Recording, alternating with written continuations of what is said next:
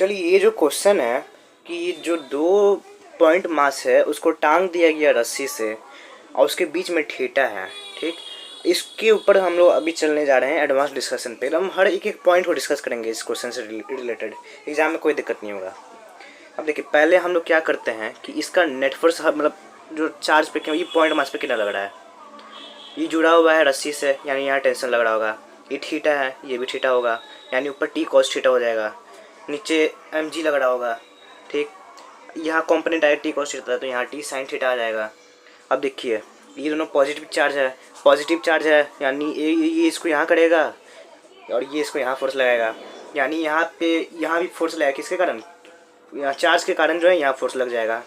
यानी अब हम लोग देखिए दो आ गया बैलेंस करके, टी कॉस थीटा बराबर एम जी और टी साइन थीटा बराबर ये फोर्स बाई इलेक्ट्रोस्टैटिक। तो टैन थीटा क्या हो जाएगा, फोर्स बाई एम जी हो गया।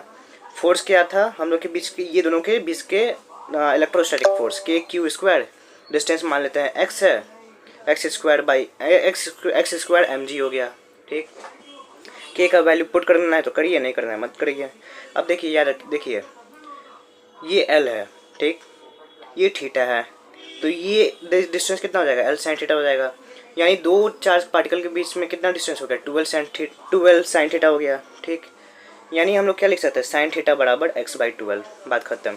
अब आते हैं, चलिए मान लेते हैं कि जो जो मतलब ये जो डिस्टेंस है ये बहुत कम है, बहुत कम, यानी लेंथ ज़्यादा है, ये बहुत कम है, जैसे यहाँ लिखा हुआ है। इसका मतलब क्या हो जाएगा, थीटा बहुत छोटा हो जाएगा, बहुत छोटा हो जाएगा। इसके कारण क्या होगा, जब भी थीटा छोटा होगा तो साइन थीटा बराबर टेन थीटा बराबर थीटा, ठीक। साइन थीटा क्या था, साइन थीटा हमने अभी जस्ट निकाला एक्स बाई 12, ठीक। देखिए टेन थीटा का अभी हमने ऊपर निकाला ये फार्मूला, ठीक। अब हमने क्या किया, एक्स की जगह पे हमने पुट कर, साइन थीटा हमने जस्ट निकाला ना एक्स बाई 12, और जब भी थीटा बहुत स्मॉल तो टैन थीटा बराबर साइन थीटा। यानी जो टैन का जो फार्मूला ये जस्ट पीछे निकाला वो बराबर हो जाएगा एक्स बाई 12 के। कटन पुट्टी करके हम लोग का क्यों जो है ये आ गया। मान लीजिए कि वो दोनों चार्ज जो है एकदम वेलोसिटी से एक दूसरे की तरफ अप्रोच कर रहा है और वेलोसिटी का अप्रोच इतना है, तो हम लोग सिर्फ कुछ नहीं करेंगे, बस ये जो अभी चार्ज निकाला इसको टाइम के रिस्पेक्ट में डिफ्रेंशिएट कर देंगे, बस हम लोग का आंसर आ जाएगा। देखिए अगर चार्ज दोनों इक्वल नहीं है लेकिन मास इक्वल है तो क्या थीटा और थीटा 1 थीटा 2 बराबर होगा।